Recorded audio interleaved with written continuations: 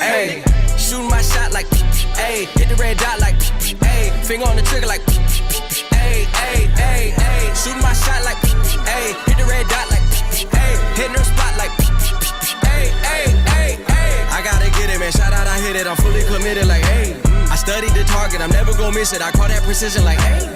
Shooting my shot like, hey, hit the red dot like, hey, finger on the trigger like, hey, hey, hey, hey. Grandma was in A, auntie was in A, mama had AAA. I wasn't scared to crash anyone anyway. I ride a shotty while bro had a shotty like we in the getaway. I gotta penetrate, I gotta generate. I got like 20 some years to my hood, now I gotta go live away. I'm out of town, but I'm not on the getaway. I spin a giveaway. Fuck you mean, I'm the generous king for real. I fuck her to sleep, then I light up the street. Got her screaming like Billie Jean for real. I'm from the M, I got M's in the bank and M's in all my streams for real. Feeling like Phil, they be living like Carlton if I leave him in the wheel. Shooting my shot like, hey, hit the red dot like, hey, finger on the trigger like, hey, hey, hey, hey. Shooting my shot like, hey, hit the red dot like, hey, hitting her spot like, hey, hey, hey, hey. I gotta get it, man. Shout out, I hit it. I'm fully committed like, hey. I studied the target, I'm never gonna miss it. I call that precision like, hey. Shooting my shot like, hey. Hit the red dot like, hey. Finger on the trigger like, hey, hey, hey, hey. Baby, I'm loving the taste. I think I'm ready for kids. She said when it stop trying to come in her face. That makes sense. I'm going up past LA Brent. I'm going off no fail, say switch. Yeah, me and my team go back like plastic cup boys on some tailgate shit. Okay, hold, look. All eyes on me, ho. I feel like I'm Truman. No, we finna win it, cause I'm about to lose it. I don't give a fuck what computers is putin'. I go off a field, no hezzy, just shoot it. I die for my team, I'm the coach, I'm recruiting. I'm spending my time and I'm saving the day, ho. I feel like a mutant. I'm built like a student. I'm feeling bilingual, cause I'm in Nigeria. Rocking the Cuban, smoking on Cubans. My life is a highlight reel that keep on looping. You can't just tell me shit, ho. You gotta prove it. These niggas stealing, their first name is Lupin. I'm hitting harder than Big Ayuk, and they sending shots, but somehow I just juke it. Hitting my dance, motherfucker, I'm B.I.G. You know I can't forget that I do it. Shooting my shot like, hey, hit the red dot like, hey, finger on the trigger like, hey, hey, hey, hey. Shooting my shot like, hey, hit the red dot like, hey, hitting her spot like, hey, hey, hey, hey. I gotta get it, man. Shout out, I hit it. I'm fully committed like, hey. I studied the target, I'm never gonna miss it. I call that precision like, hey. Shooting my shot like, hey, hit the red dot like, hey, finger on the trigger like, hey, hey, hey, hey. Hey, hey, hey, hey. What's good, fam? How y'all doing today? Welcome to the Wyatt Live 1 p.m. thing. I'm getting better. I'm getting much better. Let's do a sound check. Still drinking a little bit of tea here, but I'm getting clear. My voice is clearing up. The film in me is, that film. What is that? Film. I can't say it with this retainer. Phlegm. The phlegm in me is clearing up, so I'm feeling a little bit better. Cold day in Cincinnati. If it get any colder, I'll see you when I get there. I'll plug up there and I'll let you know how we gonna go. It might be a little later because, All right, thank you, Donna. I'm sorry, I asked if the mic was good. Are we good on the sound? How we looking? Thank you, Jared, on YouTube. I appreciate it. Look at Mama Birch over there. Mama Birch, you need to stick around today. I got something exclusive for all of the for the beautiful. I gotta be careful. I don't want to say elder. They are our elders. All right. However, you got to be careful how you say things out here.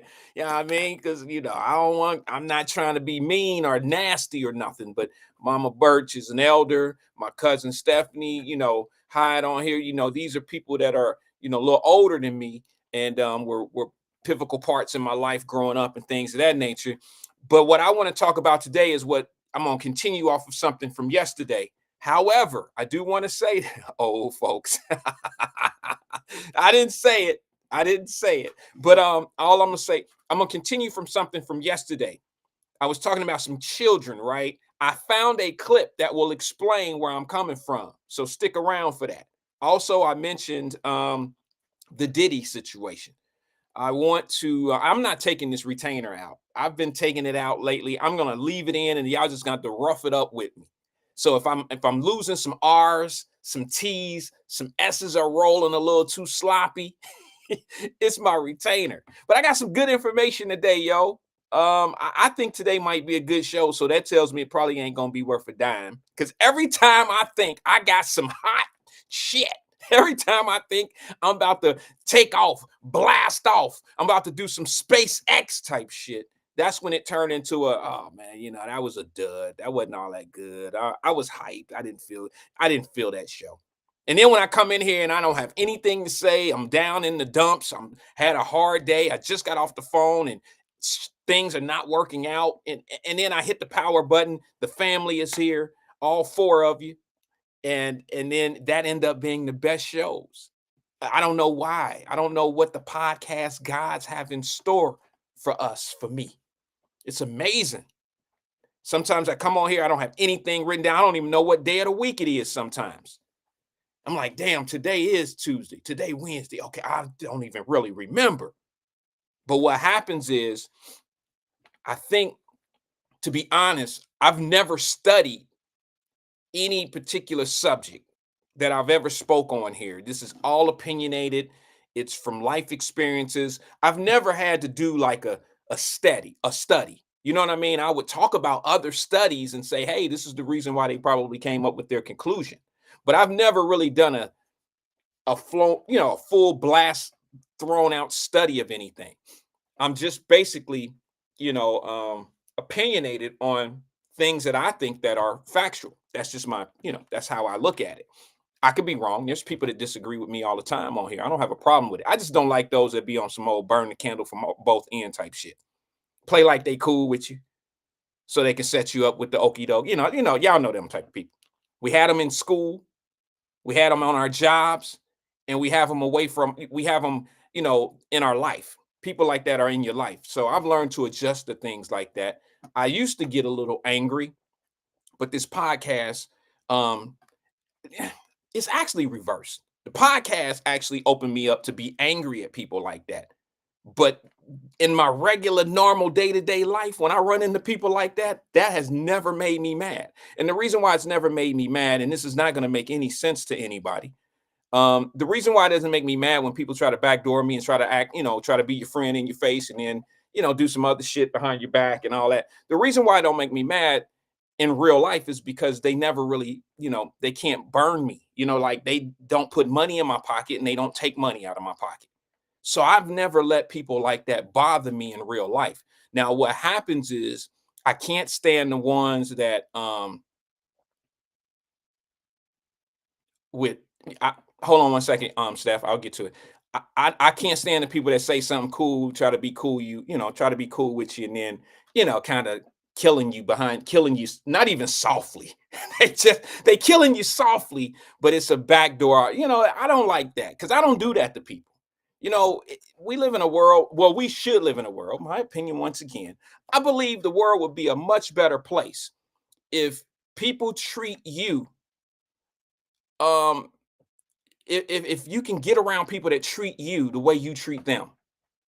And I mean, I've learned to do that until I started this podcast shit because some of these folks, y'all don't really know me. So you don't know how this really, really affects me because I give you what I have. You know what I'm saying? I'm telling you the truth. I'm telling you something that's intimate to me sometimes. And when some people, you know what I'm saying? Some people take it a little bit, they think you clowning. And I'm like, man, I'm dead serious when I say certain things. I'm dead ass serious. I share some things. I told y'all this is my therapy. I told you. I told you this is my therapy. So that's why I take it to heart sometimes. But I've learned the last year, I've learned not to. You know what I'm saying? I've learned not to because I watch them move. I watch how they do that to everybody. And I figure, if I'm going to do this, I might as well just prepare for it. My man Emmanuel taught me that. And if you're going to do that, just be prepared for it. You know what I'm saying? So that's why I always shout out my brother because we disagree or whatever, but he's taught me a lot. He's taught me a lot. He's taught me a lot about the microphone, not the technical aspects of it, but kind of like the feelings and how you do things. And I've watched him over the years. I've talked to him, we have a personal relationship and he's done a lot for me that he may not even realize. But I thank him. I thank him. I'll let him know. And I'll say it right here on the air because I don't have a problem giving people their flowers or thanking people for helping me out. I really don't. Some people, and I don't mean this towards E, but some people help you and they don't even know they helping you out. I think some of the best help I've ever had was in unintentional help. You know what I'm saying? Some of the best help I've ever had is the help, and people didn't really know they were doing it for you. You know, staying away out of certain crowds. You know what I mean? People show. You know, when I was a kid, man, it was hard to stay away from certain people because they were popular in the community. They were, popularity in our community was currency. You see what I'm saying? That was like having money. You could go into stores and people know who you are, they give you discounts. I'm just saying, when you're popular, things work out for you. I remember working at Globe Records. Let me give you a perfect example, if you guys don't mind. And this is one of my stories that I tell maybe every year, once a year. I don't know if I shared it this year yet, so I will now. At the ripe age of what, I was 17, and I was working for Globe Records right down on Race Street. What was that, 700 Race? Come on, older. Come on, old heads. Tell me that address. Or go in your drawer and go get that pack of the pack of patches. What are that? Those matches. We used to put those matches out, and it had the Race Street address for the Globe Records. And then remember, they had that little sheet that you had to count down the top 50, and it had Globe Records on Race Street and all that. Go get some of them old clippings. Some of them things blew me away. But anyway, when I was working at Globe Records as a young fella, one of the most disturbing things ever happened to me. It took me 7th and Race. Thank you, Donna. I know she went in the back. She went in the archive and got one of them little books of matches. But one of the most disturbing things as a kid happened to me growing up working at that particular record store. Now, y'all know stars came in there. The Callaways came in, Midnight Star, Roger Troutman. Local stars. And then when the jazz festival would come around, the big stars, whoever was on that stage, those 2 or 3 nights back in Cool Jazz Festival, always came to Globe Records unannounced. They would just show up. I don't know what Tom owned it. I don't know if Tom had a deal with the Santangelos or what the hell was going on, but every act would stop off at Globe Records and just kick it, just be there. I've met Kid and Play. I've met Frankie Beverly and Mays. I've met almost every act that's ever been on the stage back in those days. You know what I mean? In the 90s. I've met almost every act that ever came to Cincinnati right at Globe Records. And it was a fun time. But this is what and all of the Cincinnati Reds came in. All of the Bengals came in. Here's the trauma that I faced there, if you want to call it that. I was making $5 an hour, okay? A lot of people don't make a lot of money at 17 years old, okay?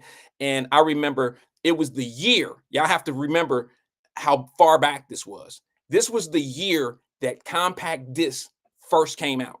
And they came in that big ass plastic case for that one little bitty ass CD, and it came with a book with it at the top. You know what I mean? So CDs at that time where cassette tapes were $9.99. Compact discs were triple that. They were like $29.99. Nobody had money for that. But big time people, football players, baseball players, and some street dudes came in and bought it because, CD players and all that were very expensive, in your car. It was uncommon to have a CD player in your car.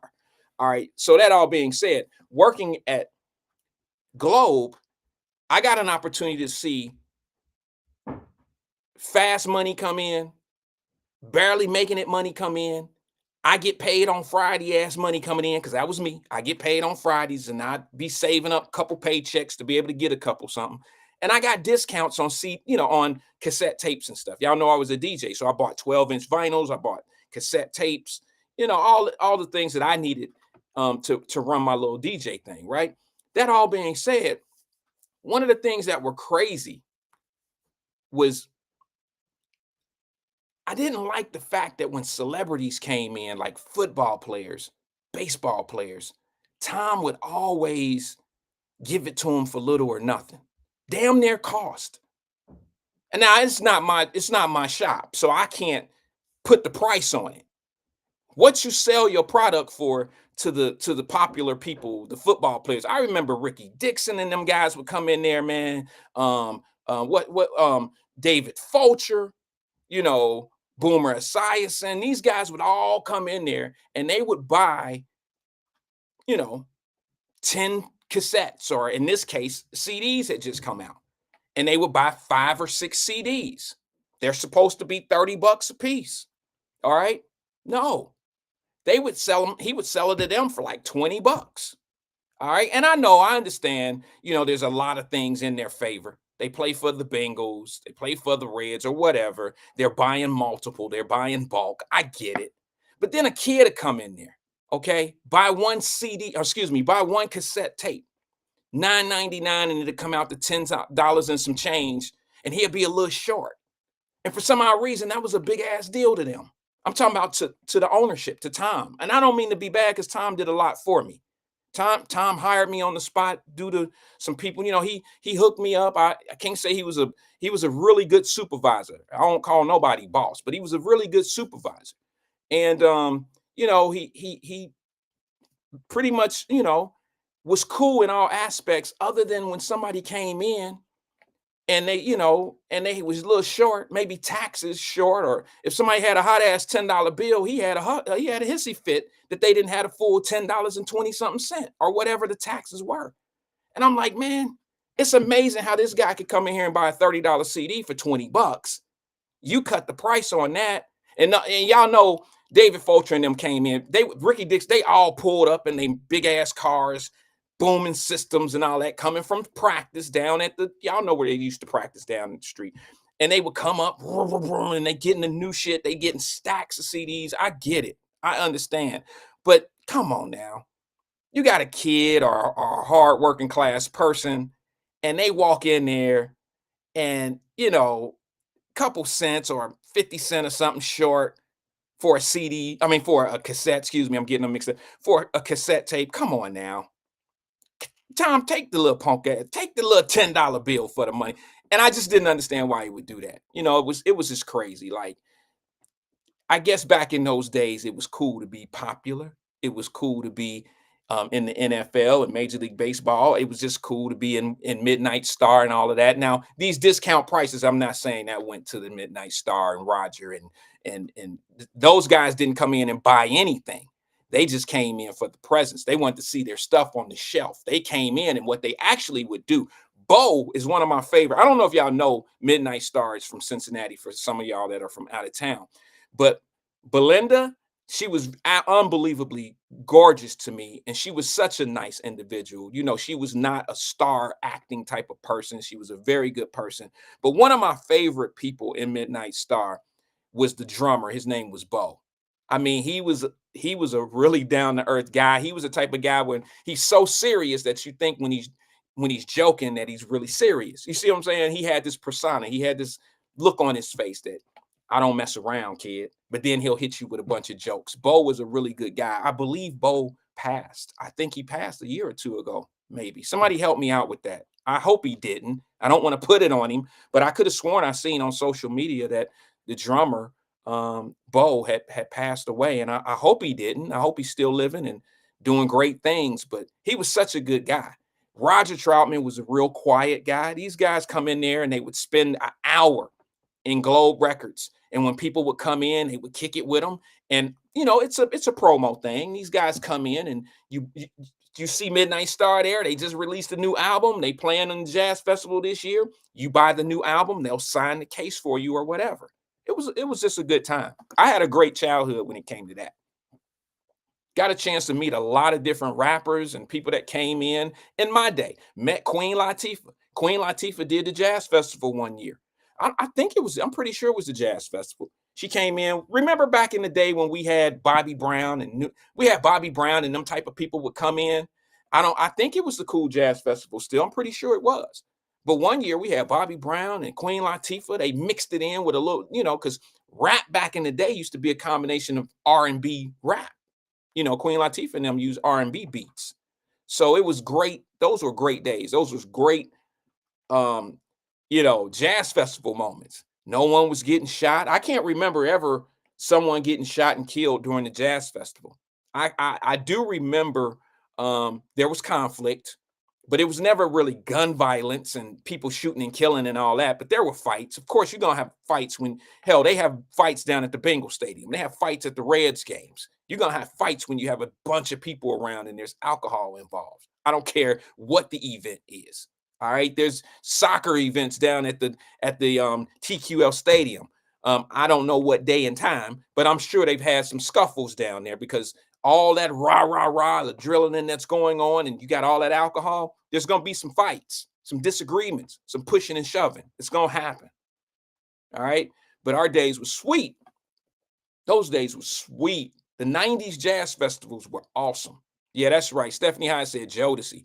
Yeah, Jodeci came in, Mary J. and all of them in their younger days, in their younger album, the younger days when they were first putting albums out. Heavy D and the Boys. Those was the greatest jazz festivals in the world. Now, I don't know who was the headliner last year. Al Green. I'm like, come on, y'all. If that ain't a sign that we need to do our own jazz festival by now, it's only been 40, 50 years. If that's not a sign that we need to get our own grass and get our own jazz festival on our own grass, that's a sign right there. Shout out to Al Green. Get your money, brother. I'm just saying. I don't know if that's a headliner. 30 years ago, Al could have, shit. I don't know. Anyway. All right. So look, man, I got a couple things going on. I heard in the news today, very intriguing situation. I am going to look into this. You know that they've been shutting down a lot of Frisch's Big Boys. For those out of town, Frisch's Big Boy is a local restaurant. They have a lot in the region, and it was a family-owned restaurant at one time, and then they pretty much sold. They sold out, so to speak, to buying groups. So now it's about the profit. It's not so much about the service. It's not so much about the recipes anymore. It's all about the dollar. And a lot of them have been closing due to eviction. They're getting kicked out. And COVID played a big part in that because they were paying, some of those locations were upwards to $20,000 a month in rent. And they haven't paid in months. I could easily say in years. And they're so far behind that they had to file bankruptcy. The problem with that, what I've discovered, is the same company that owns the Frisch's now, they own the property in a different entity. So now they're evicting themselves for the rent money. I understand the play. I am not going to say anything out here that I don't have any paperwork on, but I truly understand what they're doing. And it looks like it's going to be a good opportunity for some folks. All right. And what I mean by that is a judge has ordered, or a magistrate, I'm not quite sure what system, what civil system it's going through, but multiple Frisch's have been ordered to shut down by a certain time and date, a date and time, excuse me. And they're doing it. Here's the thing. A group of managers for the Frisch's franchises, well, they're not franchises anymore. A group of managers have they got together and they're buying some of these Frisch's stores so they won't close, they say, but I think it's a bigger play. They're buying them. Now, if you really want to, I know there's some people that are union oriented. I don't have no problem with, I shouldn't say I don't have any problem. I have an on and off switch with unions, okay? I favor them in some cases. I don't like them in other cases. But here is an opportunity.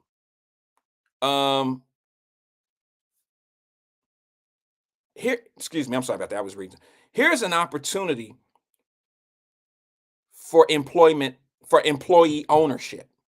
And this is something that I've been talking about for a very long time. I haven't talked about it recently, but you have a group of managers who are going to buy some of these stores, probably at 5 cents to 10 cents on the dollar, reopen these stores, and they're going to be, I'm assuming, individually owned. So these managers have gotten together, got their ducks in a row, their money together, and they're going to open Some of the locations, those locations will not close because now those managers will now become owners. And what I say to these folks is this. What I'll say to this is I think they should include the employees. I think they should employ. I think the employees should be part of that. I think if you have grandfathered into the employee system with Frisch's, if you've been there for so many years, I don't know what the numbers are, but if you have been there for so many years, you should be able to buy into that particular company. And you may not have the 10,000, 20 or 40 or 50 that they want you to have, but if you were to do some type of rollback into your salary or whatever you make, buy into it, and it becomes an ownership, employee ownership business, it works great both ways. And the reason why I say that is most companies, most restaurants that we're running into, and they have bad service. Who does the bad service come from? Some mad ass employee, somebody that don't want to be there today, somebody that don't have the same love for the business as the owner does. And I think as a customer, I get better treatment when I'm dealing with certain people that have a dog in the fight or they have special interest in the company. And it would be a great come up. And all those employees have something that they work hard for that they can call their own. And they'll have something to leave their children, some type of ownership stake in these Frisch's restaurants. I don't think it's cool that only the managers will be able to participate in this. I think that they should be able to bring in, I think somebody with some long dollars should come to the forefront and hijack the idea. Take it. I know I shouldn't say this live on the air, but the same deal that those managers are getting, they should offer that same deal to the employees and include the managers. But I think that would be a great way for those employees to be able to find themselves owners. And there's companies that do that in manufacturing. There's a carpet manufacturer down in Georgia where the employees actually own the company. There's a mattress company down in Georgia that does the same thing. Yeah, exactly, Stephen Speed. He said shareholders like Sears were back in the day. Yeah, it's a little bit different. It's one thing to own stock. You're not really an owner if you own stock in a company. You're not considered an owner. Um, but when you get ownership, you can steer the company in a certain way. You have a little bit more to say. You can about how it's moving, and you hear. And I think the best owners are those that started out as employees because they down at the ground floor level. They started with the product. They know what people like. They can react to what people are doing and what they're saying. I think that's the best. That's the best owner is the one that's started out at the ground floor level as the staff member. I mean, when they're just a regular staff person and was engaged with the clients. That's what I think. That's what. So yeah, managers at Frisch's are all coming together. And what they're doing is they're going to buy some of these Frisch's. I'm sure that's going to come out of the bankruptcy court, and they're going to get a steal on it. They're going to get a steal on it. I'm pretty sure they are. And I think that if they're really about it, if they're really cool, I think they should include. There's ladies. I remember a lady that lived in the Fay apartment who worked at Frisch's. I don't remember her name because she was older than us, but she lived in my court on Williamsburg. She drove a blue. She used to come to the show sometime years ago. When we first started that first year, she used to tap in every once in a while. And I used to be tickled pink because Lightweight had a crush on her. I was 12 or some shit like that. And she was a grown ass lady with a kid. You know what I mean? Lived on her own, but she wore a Frisch's outfit. Y'all know them little waitress outfits that they had. I don't know if they wear them anymore. I know they be wearing them gray pants and shit with them crazy looking shirts and the hat to the side and what you need, all that old shit. But back in the day, Frisch's had some serious waitresses. They used to come in there all clean and they were, they was pretty sharp. And this lady drove a blue Trans Am. in the Fay Apartments, little Trans Am out in the Fay. Some of y'all that lived in Williamsburg might know who I'm talking about. Had a short little daughter, and man. But anyway, she worked there for over 20 something years.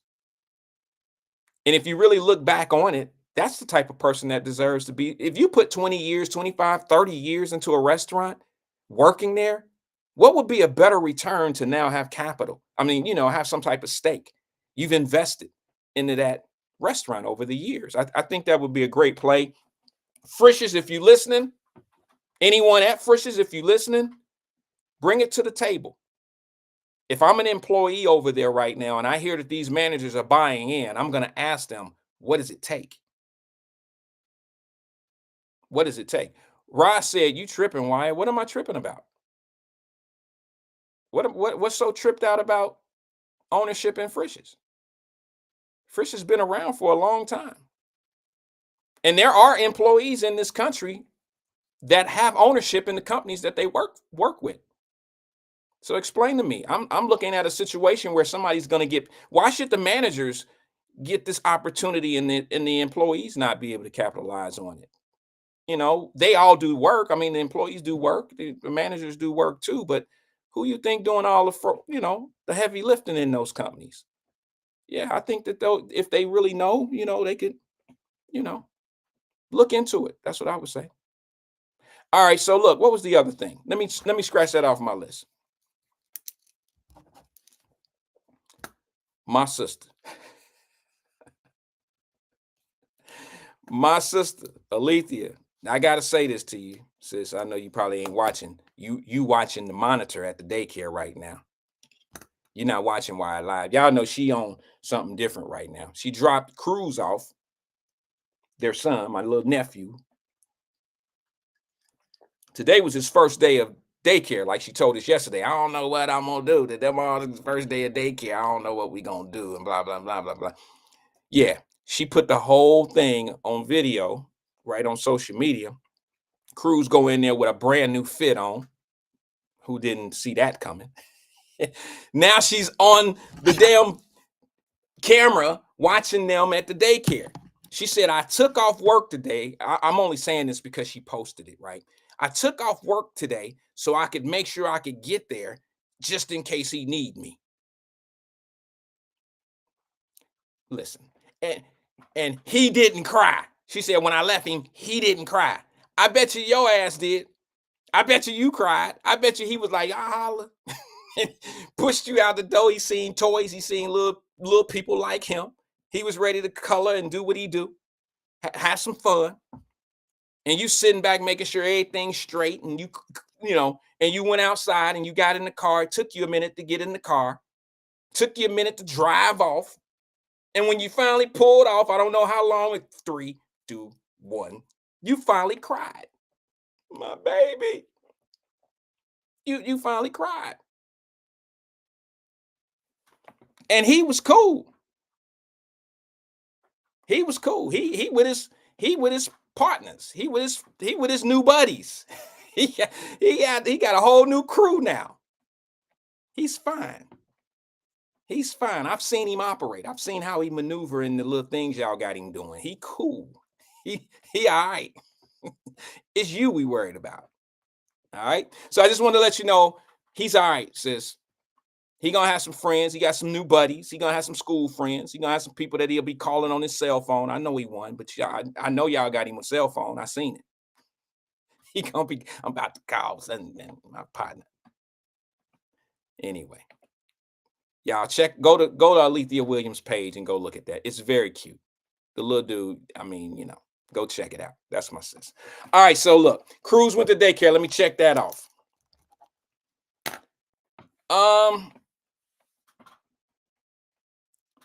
One thing that's going on right now in the news, there is a illegal migrant that got pretty much, he hasn't been sentenced yet, but I'm sure it's life.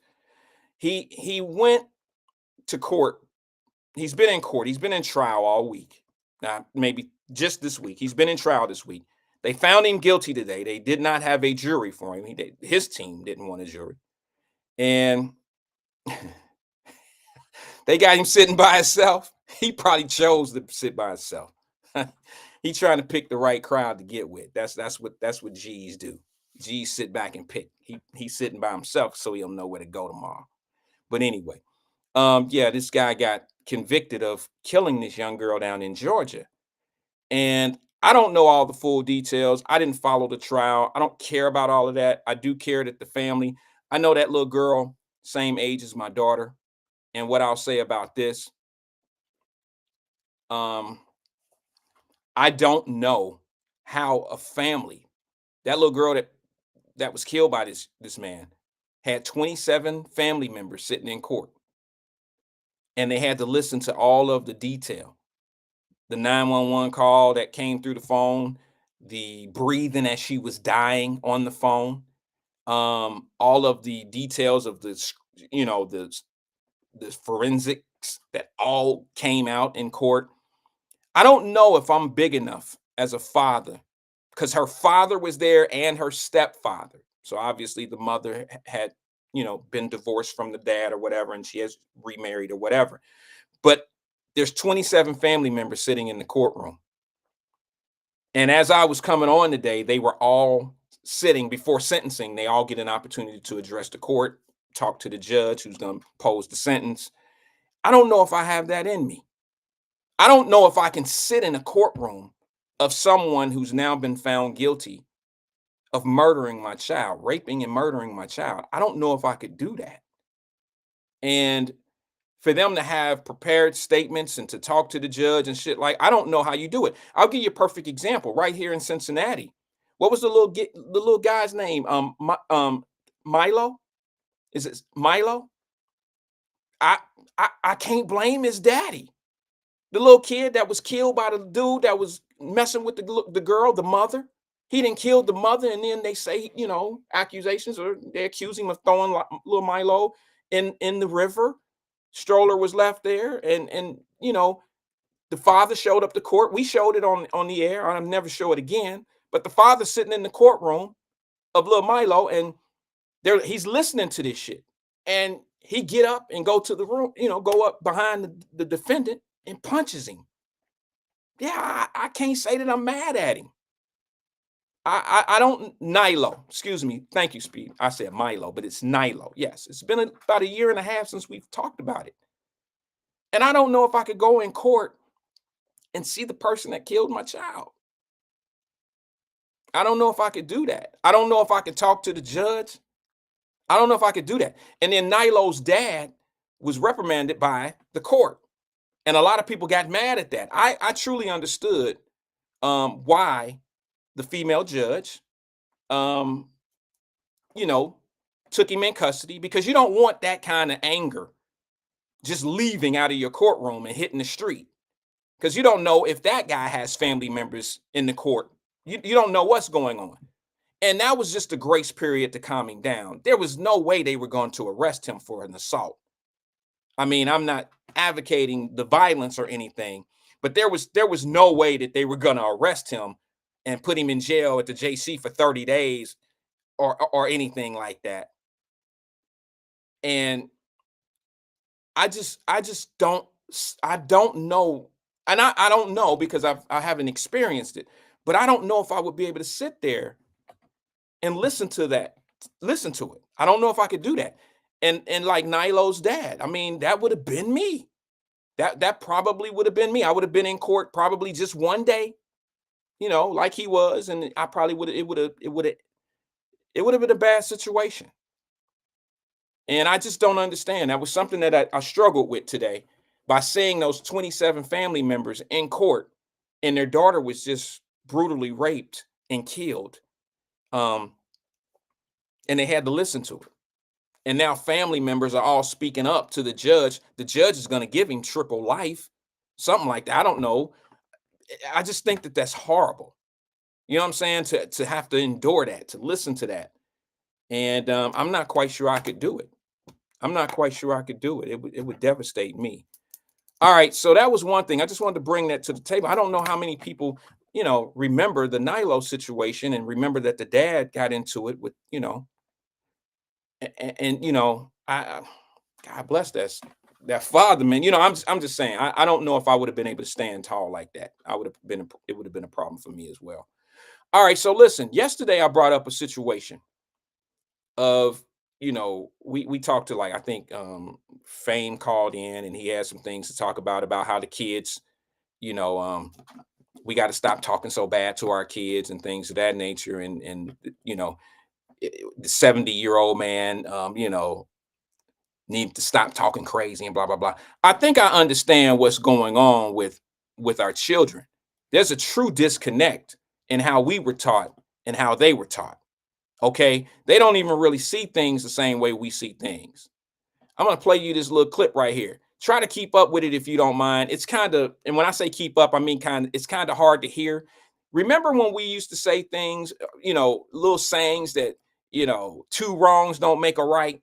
You know what I mean? When you say things like, if I say here on the air, two wrongs, finish the sentence. Two wrongs don't, everybody say make a right. Those are things that we, were brought up on. Well, I want you to listen to how an older person, a grandmother, is asking this young lady, and the little girl's not wrong. It's just different.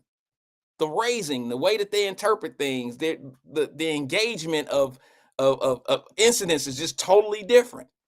So I want to play this clip right here, and I want you to listen to how this young lady finishes the sentences of the things that we used to hear, and we would finish these sentences a little bit different. Check it out.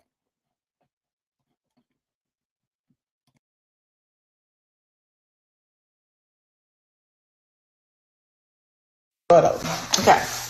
Get rich. But get broke.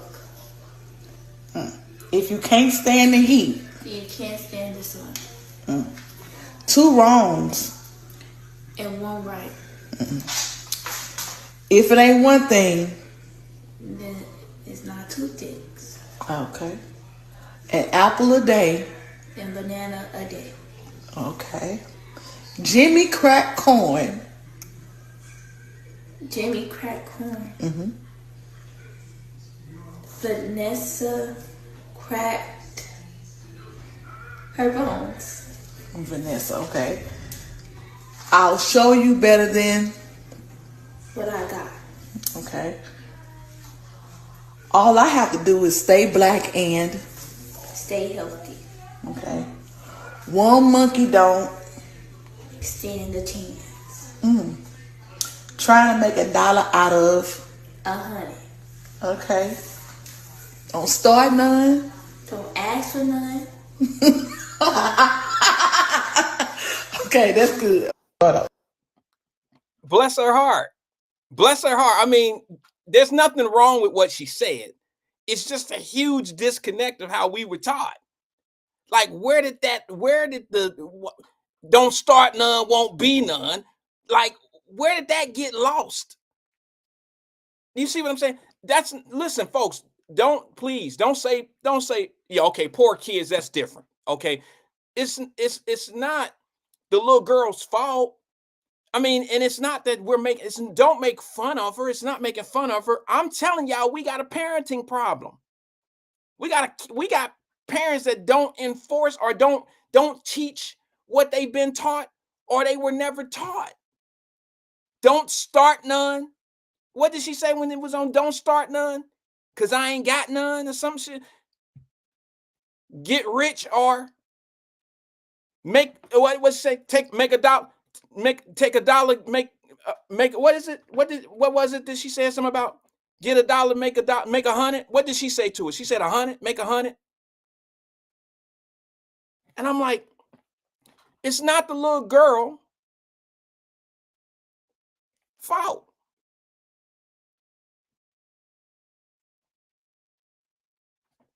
Where her father at?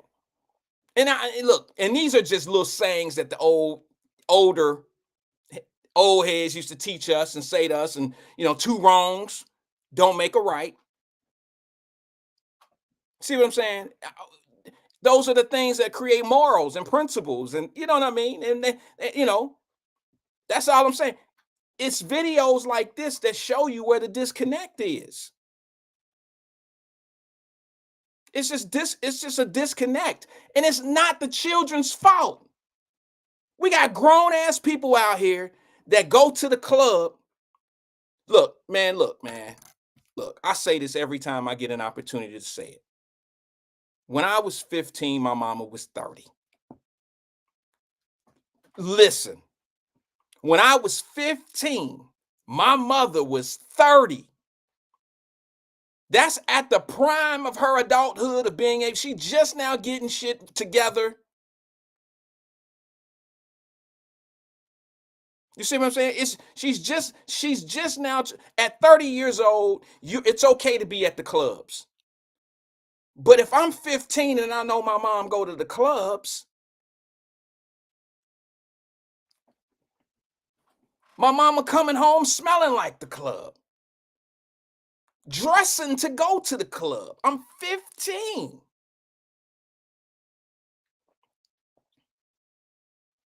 That makes the club life exciting for me. I can't wait to get there. I take club mentality to school with me.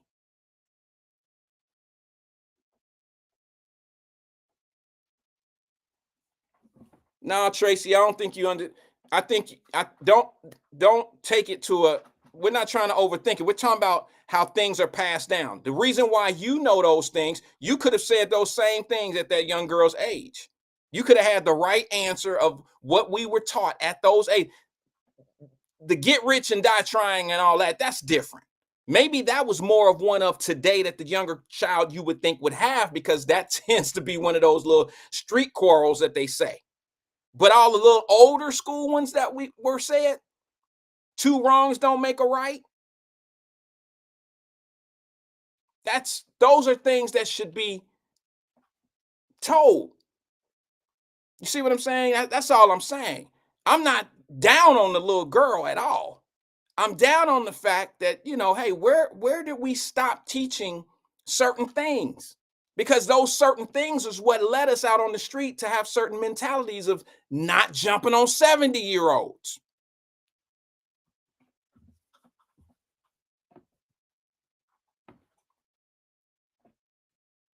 Not being disrespectful to elders. All I'm saying is this, man.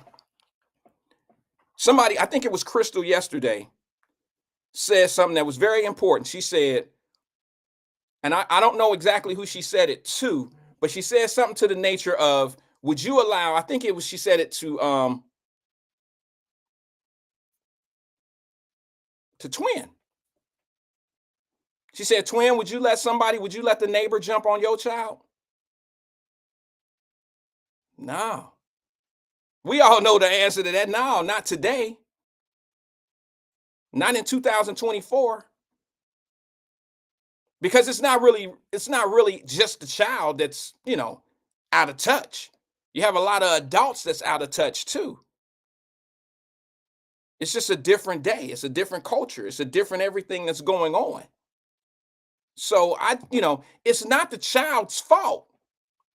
But there's certain things that we as adults, our age, a little bit younger than us, that were taught to us by our parents. You see what I'm saying? And those things parlay over to our day-to-day life in elementary school, in junior high, high school, and so on. Let me go to the phone lines real fast. Good afternoon, caller. This is Wyatt. Who am I speaking with? Uh-oh, hold on. Let me cut you up. My bad. No. Listen. You there? I'm at work. I'm at work, so I gotta be real quick and real professional. Okay, real professional.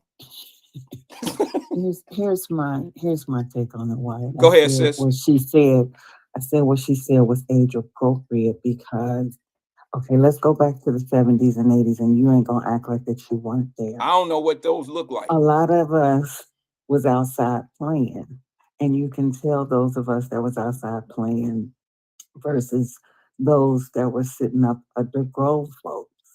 Those that were sitting up under grown folks knew some different verbiage and some different things. Mm-hmm. Now, on the flip side, back then, a lot of parents were talking to their kids, but nowadays you have a lot of parents who are on the phones and on the computers and stuff scrolling just like their kids. So there is no message anymore. It's all lost in translation and it's all on the screen. That's where they're getting the messages I from. agree. That little girl is probably a straight A student somewhere minding her beautiful business. And she just don't know. And I'm glad she don't know. Well, Because no, some of wait these a minute. kids Hold know on too now. damn Hold on much. now. Hold on now. I don't What? think. I think. Wait a minute. I agree with you, but I think. Say that again. I didn't hear you. What you say? What? Nothing. What? Nothing. See, you can't beat me in my own game. What you mean? But hold on. Let me just say this to you. I don't think any of those things, maybe one or two, was something like that was kind of like out there, like the get rich and or die trying. Like that one might have been kind of crazy because of today's. That was more of a today thing. I don't But remember. don't nobody say don't start now, won't be none no more. That's 50 and 40 and you know Right? what I'm No, saying? I agree with Listen, you. listen, listen. This is my doctor. I gotta go. I'm gonna listen to you on the other side. I Okay, gotta thanks for run. calling, sis. I'll reach out later. That was Tracy, my sister. But I think what she's trying to say is the terminology might be different. But now I found the little girl searching. She had never heard those things before. And that's fine because a lot of the things that we heard coming up, they weren't necessarily from the 40s. They weren't necessarily from the 30s. These are the things that, that we you don't have to be sitting around old folks to hear things like I don't know what was one of them that was kind of like, two wrongs don't make a right. You don't have to be sitting around old folks while they smoking cigarettes and you in the wrong place as a child. Some of those things were geared to, things that steer you in the right direction with principles and morals. Two wrongs don't make a right. What's so grown about that? All right. I'm just saying, all I'm trying to bring to the forefront is now, here's the thing that the same folks that are on the she too old and this and that, or she ain't been around old people and all that. I bet you some of them same kids who might not know the words to these sayings here, but they know Cardi B songs. They know the whole damn verse of a gangster's rap song. They know Lil Durk songs. They know the end of that "Smoke Your Mama Like a Cigar" song. They know all of that. So if that's what's teaching them, that's a little bit different. That's a little bit different than I would rather be around grown folks, my granny and them. I would rather be around my grandmother and them and get some of the old sayings of two wrongs don't make a right versus picking up Lil Durk songs. I watched the video today. Someone sent it to me. And it was one of these rappers I think it was in Chicago, had a sold out arena. And at the end of his set, at the end of his performance, he said, "Free Lil Durk." And the crowd went crazy. Do y'all know what Lil Durk is in jail for right now? And I mean, they got Free Lil Durk t-shirts on. They got his face on there. And I understand it's a culture, it's their thing. And I'm not trying to say that I don't know what's going on with the Lil Durk guy, but when you putting out hits on people and you in jail for murder, attempted murder, tying people's mamas up and all that old type of stuff, it's hard for me to cheer for you. But when the crowd go wild because they said "Free Lil Durk," no, you're good, sis. I think we got to pay attention to those things. Let me go to the phone lines before I move on to the next thing. Good afternoon, caller. This is Wyatt. Who am I speaking with? Hey, Wyatt, it's Jerica. How are you? Hey, Jerica, how you doing?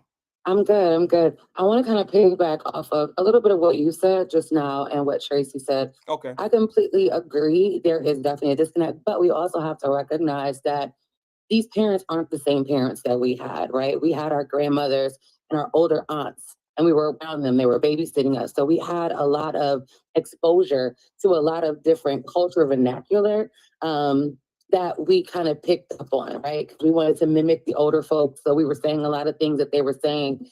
These kids nowadays, unfortunately, technology has raised them. The I agree. parents are a lot. Go ahead.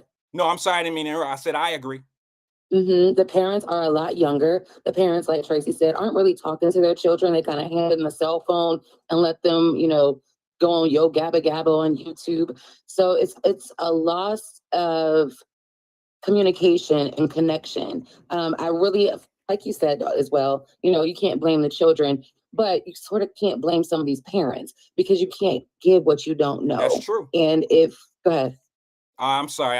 I keep cutting in by saying I agree. That's true. When you make a point, I say that's true. Okay, yeah. So you can't kind of pass down what you don't know. And unfortunately, like I said, these parents are younger. Like they're having kids at like 12 and 13, and the grandparents are still in their 20s and early 30s. And yes, our parents were going to the club. I know my mother was, but we never knew it because she would take us to the grandmother's house and pick us up the next day after she showered and done everything she needs to do. So we were more protected. I don't believe that these children nowadays are as protected as and guarded from a lot of these worldly things that these children nowadays are exposed to, and they're exposed to it oftentimes in their households because parents are still trying to kind of raise themselves and be outside, so Yeah. I think it's worse. It's unfortunate. I think it's worse now, Jericho, because we didn't have the internet back in our day. We didn't have Of course. access. We only had what, 2, 3, I don't know, maybe 3, 4 at the max television stations. And they were definitely not anything of today. All right. Right. And we didn't have as much influencers in front of us. And I think one of the most damaging things, a lot of people ain't gonna like this, sis.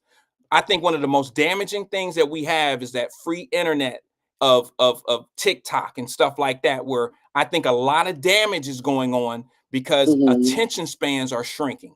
When you learn, like we studied back in our day, okay, for a test, my mother would not allow me to watch TV, listen to the radio, none of that when I studied. I had to go into a room or my bedroom or whatever and study, literally study, okay? Focus on on the subject. Well, these kids today, their attention spans are shrinking. They're getting a 30-second window and they're exercising that attention span every day. There's some young dudes, Jericho, that I've spoke to over the last few years, mentoring. And a lot of them would ask me very important questions, but they didn't really want the long version of the answer. Do you understand what I'm saying to you, sis? They wouldn't listen. I seen them zoning out a minute or two into me explaining to them what they need to do something different. You understand what I'm saying? And they just couldn't keep up because their mind is adjusted to this 30-second lesson, or their attention span is now 30 seconds of TikTok and all this other stuff on social media. They scroll so fast. Isn't that, I mean, just a child in general, they have short attention spans? Well, no, you can see, here's the thing. This is going to sound racist to a lot of people, but this is why I get tired. I get sick and tired of hearing people say shit like Asians are smart. No, they're conditioned. They're conditioned. Right, but that goes back to parenting. No.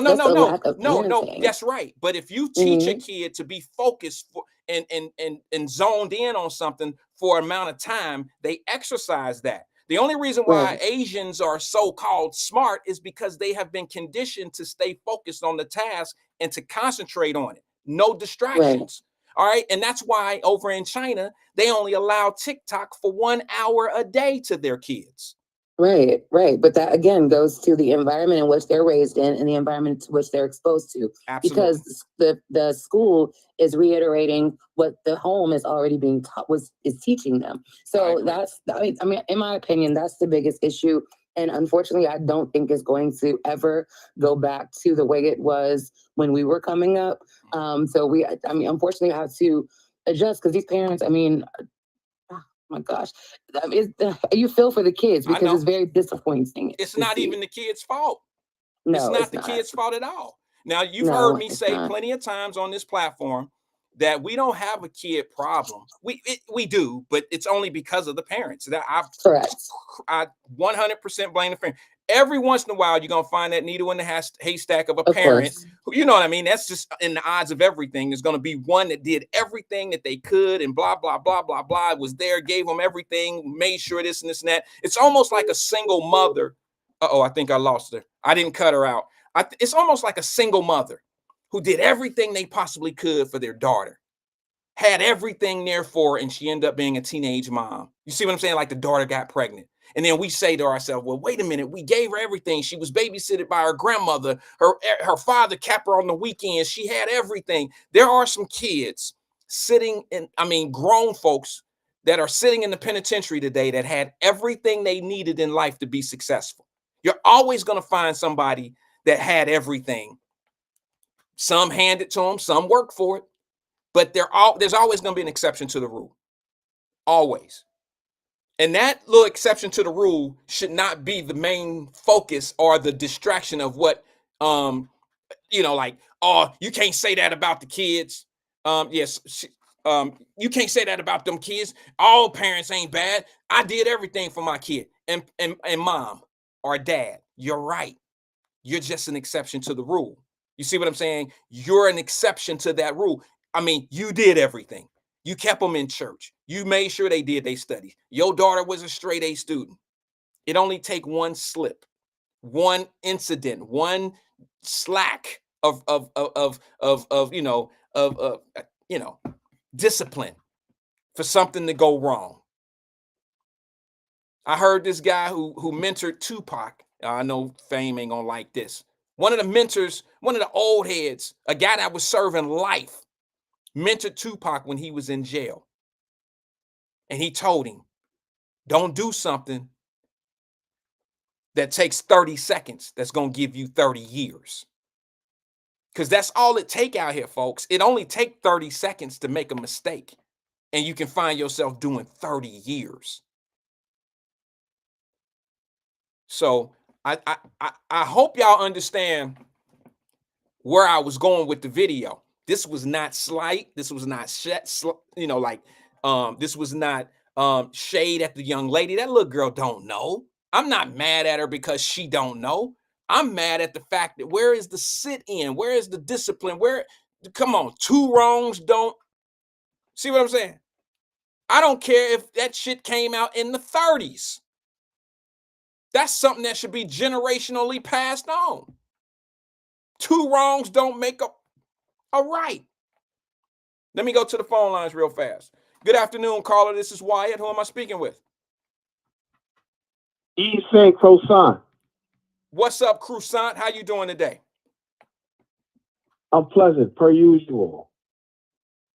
Good. I'm just curious, like, why are you like beating on this child like this over this? I knew not you was about to this, be on some this bullshit menial, like that. Vernacular saying, colloquial saying. Why am I beating up on the child? Yeah, why are you like so like? I mean, like you're like really pissed that this girl doesn't know that. Like, do you still call pants britches? I do. Oh, you know, okay, all right, okay. I'll take your word on it. I do. I mean, just use a different one that I can say no to. Unfortunately, that's one that I do still say britches to. And I know that sounds crazy, but yeah, that's just, I do.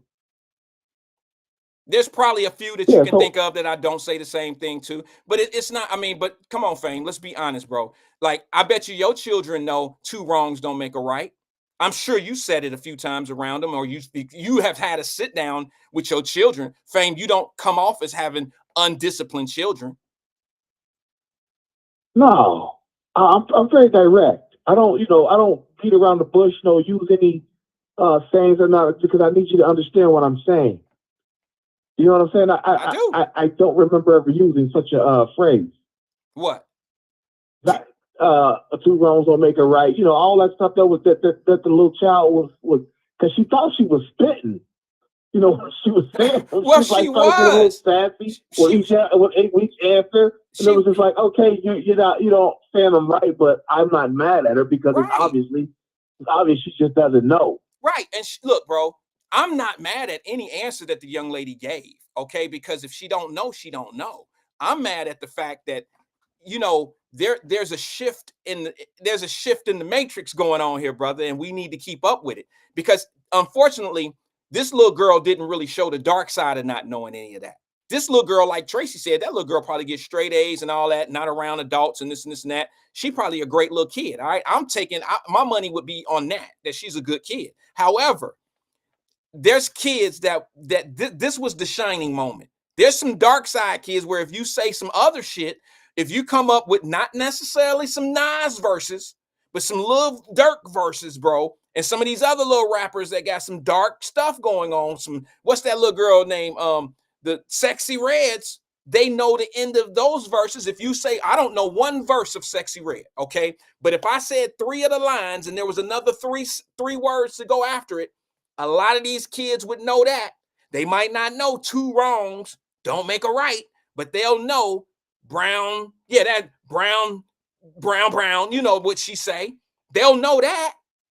And that's the disconnect. I think we're allowing our kids, I think like Jerica said, technology is teaching our kids. I don't think she said it exactly like that, but that's what she was saying. And the way I interpret what she was saying, you can't let technology raise your kids. We done went from the streets raising our kids to technology raising our kids. And I don't think one is better than the other. Matter of fact, I think the technology being social media, not tech itself, but technology of, social media technology, I think these TikToks and a lot of the things that their kids are finding amusing are bad for them. Go ahead, finish this out, Fame. Well, if we're gonna use popular sayings, then when it comes to letting technology raise our kids, when you're in Rome, you do what? You do what Romans do. Exactly. So if we're in Rome, the technology to raise our kids, let's find a way to make our kids more constructive through technology. I agree. That's all. I agree. Quit crying about what the hell happened 40 years ago. That's Black people's problem. We can tell you, we try to romanticize some shit from years ago, and it's like it's not coming back. You know what I'm saying? It's not coming back, and quit expecting children to be fully pleasured and cultured adults at 12 years old. No, I don't think anybody doesn't know what those sayings are. I don't think. I see a pleasant, clean, very capable-looking young lady. Yeah, I agree with that. But you have to pay attention to, the teachings of kids. That's more important. That's the lesson that we need to be learning right now. It's not if this little girl is mean and all that. I think we all see that this is a precious little child, and it is what it is. But I think when that child gets out in the real world and you dealing with certain people who think a certain way, I think, look, bro, let me just say this to you. That was one of the things that I had with my oldest daughter. I needed her not to be around sheltered people all the time. If you understand what I'm saying, I needed my daughter to run into some of the shit that I've been through as a kid. My wife still to this day don't like me for that. You hear me saying? She don't like the fact that I put my daughter. I'm on your wife's side with that. Why would you want your daughter to go through that hell you went through? Because I need my daughter to know everybody. I need her to know the things that are going on in the world. Sheltered kids are some of the worst kids when they get loose. When they get out there on their own, or when you're not around and it's easy to be influenced. No, you can teach a kid how to maneuver in certain areas and how to maneuver in certain situations and how not to get manipulated and to fall into traps. Those are things that you have to teach kids. And that's, that kind of was my way as growing up. My mother was there to teach me how not to do certain things and to see certain things coming and recognize game. And if you don't teach your kids that, it's funny that you say this. Everybody shut down for a second. I got to talk to Fame. Fame, do you remember across the street from the LeBlanc Boys and Girls Club, those apartments that was over there? The apartment, it wasn't an apartment building. It was just. I'm trying to tell you, man, I was down there for one day. No, you wasn't. I just remember I ain't talking to you no more. You be perping, there was a very popular light-skinned guy there. That was you. No, I was not. You talking about Darnell Lavender or somebody. You wasn't talking about me. But anyway, that being said, there was a little girl that sat up in the windowsill. I am not going to say her name because she might watch this program. She sat up in the windowsill, her and her little brother. LaDonna? Who? LaDonna. No, bro, stop playing. Stop. Don't put no name on it. It wasn't LaDonna. LaDonna didn't live by. Anyway, this across the street from the LeBlanc Boys and Girls Club on Logan Street. Now, we children. This little girl sat up in the windowsill, watched us go in the boys club, and would get in the windowsill and watch us leave the boys club at night. Okay? and she would watch us play outside in the parking lot or play ball out in the street or whatever, right? And she would sit up there, and cute girl, very nice looking little girl. And we would be like, I wonder why she don't come out. And then one day we hollered up at her, why you don't come play? Come to the boys club. Her mama wouldn't let her come to the boys club. Wouldn't let her come to the Boys and Girls Club. We got Kathy Rogers there. We got Nicole there. You got plenty of girls in the Boys and Girls Club that she could play with. She was being sheltered. Her parents, grandmother, whoever, didn't want her playing with us. Didn't want us playing with, she didn't want them playing with us. Guess what, bro? She grew up to be an unbelievably attractive woman. And when she got out here, she got crazy. It was stir crazy. And I'm sure some people on here know what I'm talking about when I say sheltered kids can be some of the worst kids when they hit the street, because they got a whole lot of catching up to do, and they running into a whole lot of traps. They don't see it coming. Nobody's ever taught them about the kids. They've never had to encounter some of these kids and then come home and tell their mamas, and then their mama explain to them how to deal with certain people.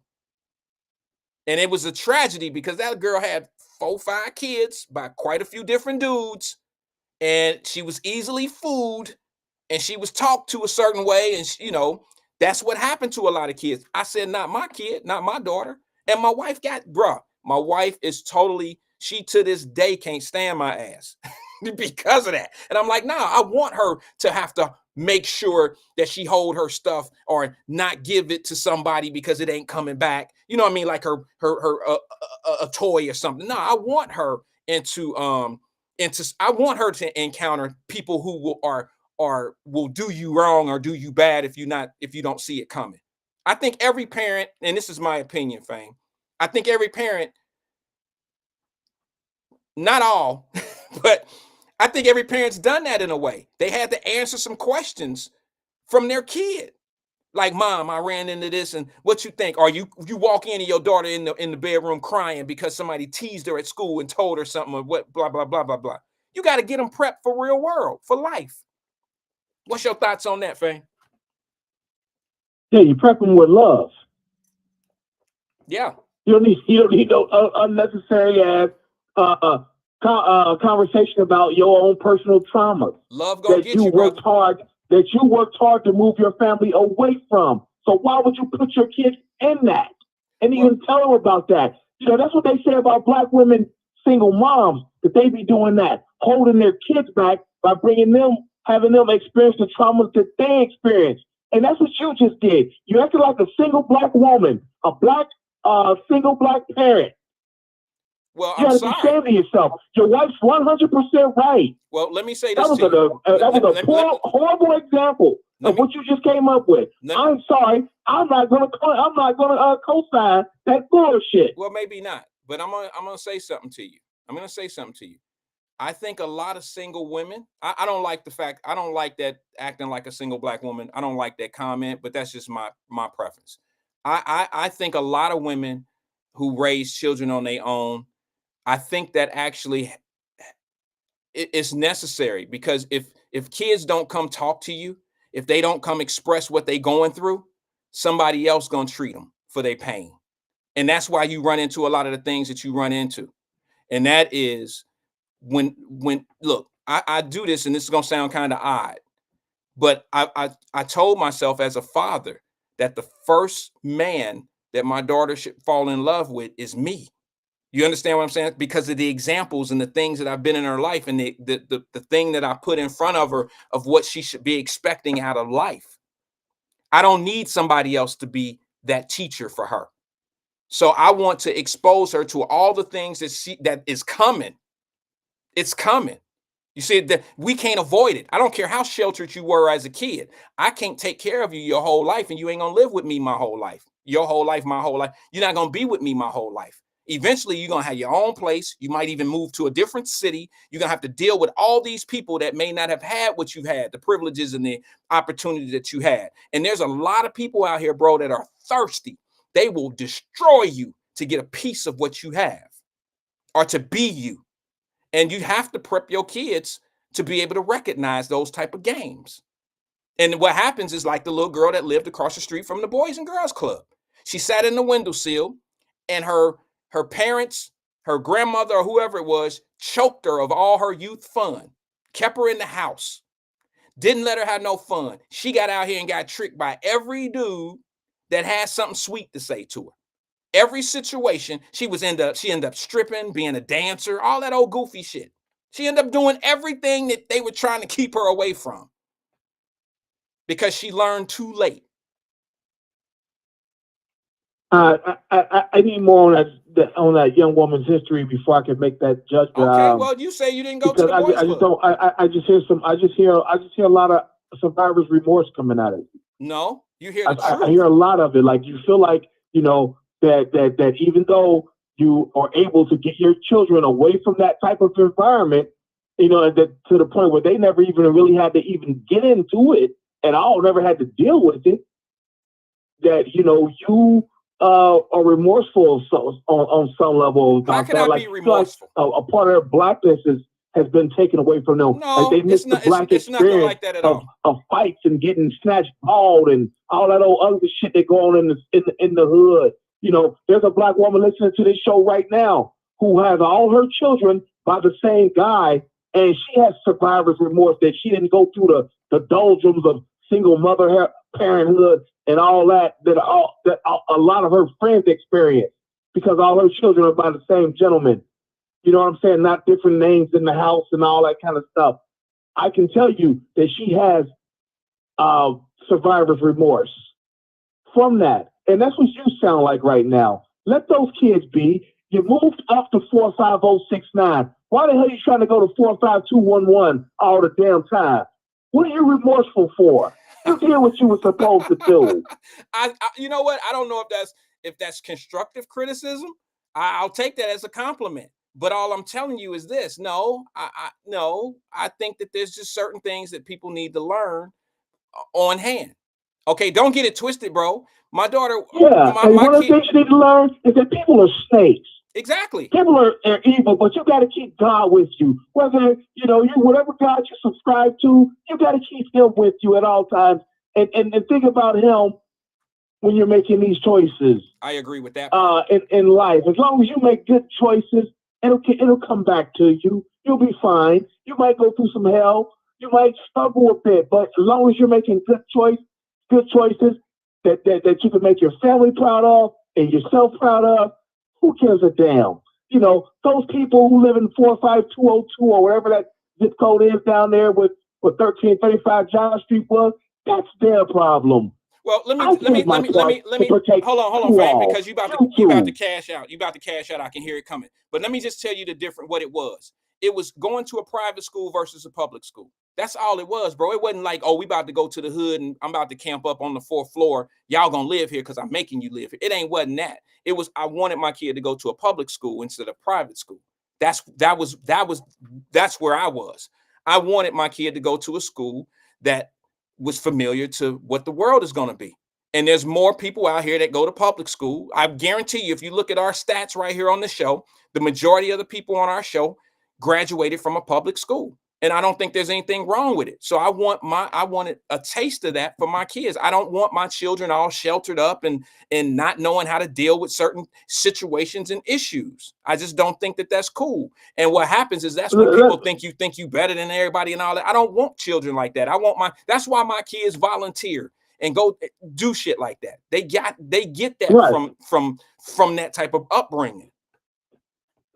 Right, you impress that upon them that you know you are fortunate, but at the same time you know, and one of the things you're fortunate about are that you don't have to experience a day of living like that. But one of the things, hold on, one of the things, I done told you now. Remind me to ask you something. Remind me to ask you something about school board. Go ahead. You got your thought? Go ahead and ask you now. What was you going to say about the school board? Your old ass can't think of what you was about to say. That's what it is, youngster, right? I said I lost it. I'm doing something. I'm just playing. Around here. I know you multitasking, right? I hear you. But anyway, let me ask you, did you like the school board pick for Cincinnati? Oh, I'll be honest with you, I wasn't paying attention to it. that much, you know, 'cause I Okay. haven't had to deal with her on no level. I just know. I'm cool with somebody from Cincinnati. I'm cool with somebody with the background of, you know, Cincinnati Public School and been a principal and been through the administrations of Cincinnati Public School. I'm cool with that. I think a lot of people might have a problem with the fact that it was an appointment versus, it being done in a protocol type of a way. I think that's an issue that some people have. But for the most part, brother, I think I think that the Cincinnati public school system is going to be the Cincinnati public school system, no matter who the school board superintendent is. I think that program is what it is. All right, they just need a captain. So yeah, I mean, it's a boilerplate. It's a boilerplate contract. You know, that's pretty much every school district in the state uses. Just change the names and payers around and whatnot. But for the most part, a superintendent is kind of self-governing. Just stay out of trouble. Just stay out of the news headlines in a negative way, and you'll be fine. You'll complete your term. I agree. You know, whether it's 2-4 years, whatever it is. Yeah, so, she got a 2-year deal. Yeah, so it's just a matter of, can she not upset the local infrastructure, AKA the Black Boule? There it is. We all know. What do you think? What do you think is going to happen if you get like a superintendent who comes here born from the East Coast, and he comes here and they come to find out he's Muslim, so he ain't even trying to rock with them local reverends and whatnot at all. So there's going to be hell to pardon, but there's going to be hell to pay. They wouldn't hire him. You know what I'm saying? They wouldn't hire him. They wouldn't hire someone like that. Well, yeah, but maybe he was able to fake it till he makes it. If we're using all those little sayings that the girls should know and whatnot. All right. Hey, Fame, I got a clip. I'm just saying that, but yeah, hop on off of here. I'll catch up with y'all soon. Hey, watch the clip. Oh! That's Fame. I want him to watch this clip. I found a clip of what they do at these school boards. It's not necessarily a school board. It's a superintendent talking to a principal. All right. Some of y'all might even remember this clip. Some of y'all might even remember this moment. Listen, when you hear me say stuff, y'all might think I'm shooting shade. I'm really not. I'm just, my thoughts and my opinion is based on what I've seen of decades of the same activity. And I want you to watch this clip right here of Principal Joe. I want you to watch him and how the superintendent talks to him about how shit gonna be. I mean, this movie right here is on point of what these school situations, like the school boards and the superintendents and what public education is all about. It's about passing them through, getting them through. Let's get the money. You got to go to the next one. Get them through. We don't want perfection. The kids don't have to be smart. You don't have to. We just got to get them through. I got to be voted back in. It's all about popularity. It's the popular vote. Damn the kids. We got to get these unions and people off my ass. Get these kids through here. I don't care what it takes. We don't need no good teachers. Check this clip out. Who remember this? Loco! You suspend Darnell. What the hell was that? Darnell is symptomatic of the disciplinary problem He is that we're having in a this entire good, system. young black teacher. So he dumped that desk right on top of your head. Well, right on. Good for him. You will reinstate that man, you hear? And then you fire Mrs. Elliott. Why? Because she didn't want to kiss your ass. Well, I wouldn't either. How about that? Mrs. Elliott has an ego. Yeah, well, you lost the best teacher we had. We couldn't get her back now if we wanted to. I don't have time for Mrs. Elliott's problem. Well, you better make time. We are being crucified by a process that is turning blacks into a permanent underclass here, Frank. Pause. My God, Morgan Freeman, I couldn't have said it. We are being put in a position now. We are producing people that are being permanently placed as underclass because our education system, I'm paraphrasing, is not up to par. Y'all don't even really care, is what Joe Clark is saying here. You don't even care if these things are being done to our, and he said black and brown people. Let's go over that once again. I know it's a movie, but this is just too real. Check it out. You better make time. We are being crucified by a process that is turning blacks into a permanent underclass here, Frank. A permanent underclass. No, see, nobody wants to talk about that. Nobody. Mrs. Elliott's missionary zeal about Mozart has nothing to do with our problem. Nothing. What good is Mozart going to do a bunch of children who can't go out and get a job? Joe, your personal battles are going to cost us the war. Now, what war are you talking about? What war are you trying to win? The price war? Or are you fighting for the children? Are you trying to get our kids educated to the full capacity? What war are you fighting, bro, Mr. Superintendent?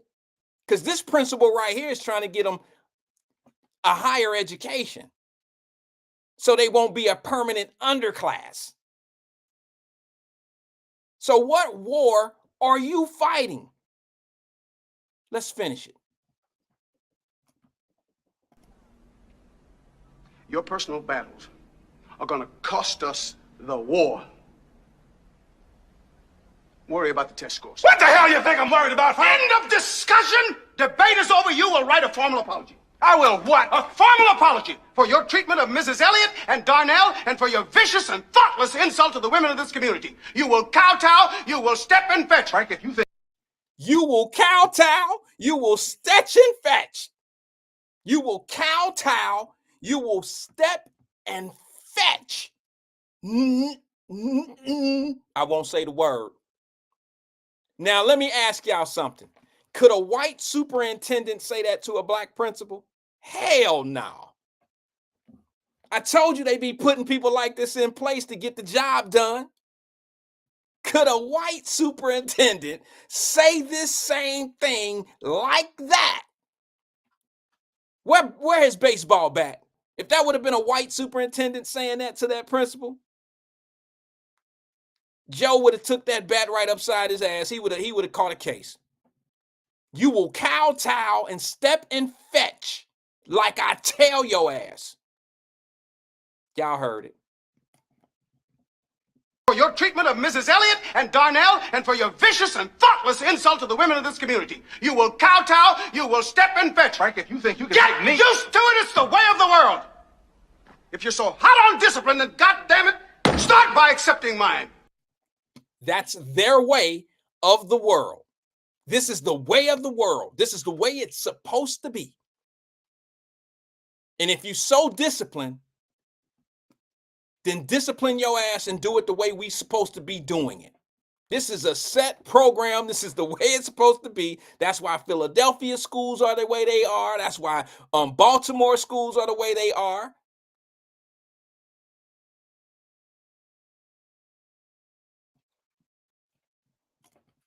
You will kowtow, you will step and fetch. Frank, if you think you can Get make me used to it, it's the way of the world.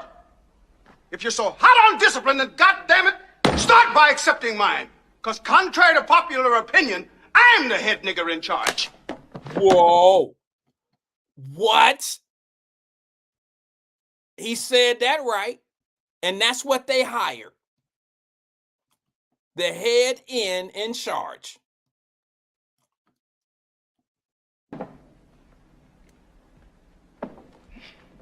Go.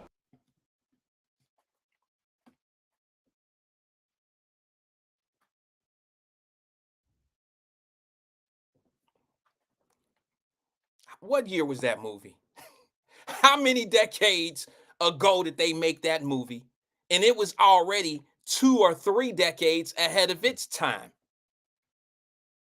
And we in 2020, and we had that same problem with the same school systems and the same type of administration. I told y'all yesterday, it ain't broke.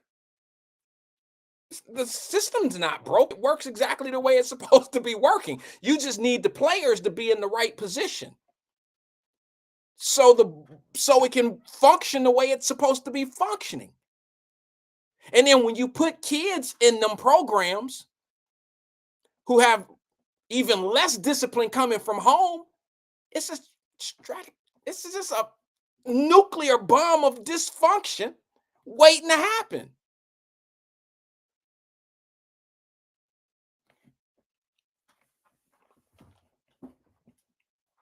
And unfortunately, That's why we see what we see today when we talk about kids getting off school buses, dirtying up people's yards, and when somebody says something to them, they don't have no problem jumping a man that's 70 years old. I mean, this is why we get what we get. Lord knows, on my mother's grave, it is not our children's fault. Y'all know it. And I ain't gonna let nobody convince me. There's an exception to the rule. You're gonna have a kid that's definitely gonna get beside themselves, and they're not gonna listen to their parent. They're not gonna listen to what's going on, and they're gonna learn the hard way. And they have had everything passed to them. They've had everything they needed, but they follow their friends. They follow their buddies. They get sidetracked. They get TikTok raised, social media raised, and these parents lose track. My mother told me a long time ago, pick and choose your friends wisely. We say something today called our day ones. All right? We got day ones. That's the new shit. Day ones. All right? And I said to some people, because I would watch some of the people that they call day ones, they put them on social media, these my day ones and blah, blah, blah, blah, blahs. And all they doing is, some of them been hating on their day ones since day one. You feel me? Some of your day ones, the people that you thought was your day one buddy, been hating on your ass since day one. Been making it tough, been playing behind your back since day one. My mother told me a long time ago, pick your friends wisely, because who your friends are, it shows who you really are. It's okay to look, I got people I grew up with that I call my friend. They're not my friend today. We know each other. We was friends at 9. I can't call you my friend today. I can say you my buddy. I can say you and I grew up together. I can say that shit, but can I call you my friend? No. A friend to me is a person that I can count on when I ain't around. A friend to me is somebody that can count on me when they're not around. I got their back. They got my back. I don't have a sleet of friends. I don't have a bunch of friends.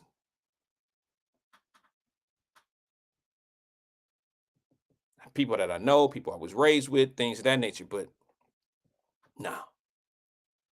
I don't have a lot of friends. Because to be honest with you, if you have a friend, look, stop calling people a friend if they ain't never been to your house. Stop calling somebody your friend if you ain't never been to their house. If they've never had your back in a real situation, they're not really a friend. Just somebody you know. Y'all cool. Y'all kind of make exceptions for one another. Friends are hard to come by. Friends are very difficult to come by. And here's the thing, I want to close with this. One of my best friends that I call a friend, I didn't meet till I was 40 years old. It's never too late to get a good friend. It's like everything else. People mature and we get better as people. We learn different things. I don't need a best friend like a sandbox.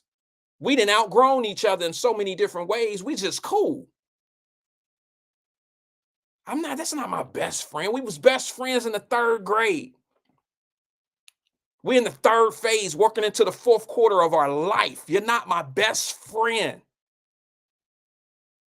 It is not too late. You could be 50 and get a brand new friend, and it end up being your best friend because they got you. Y'all can relate. You understand. Y'all got 50-year-old shit in common.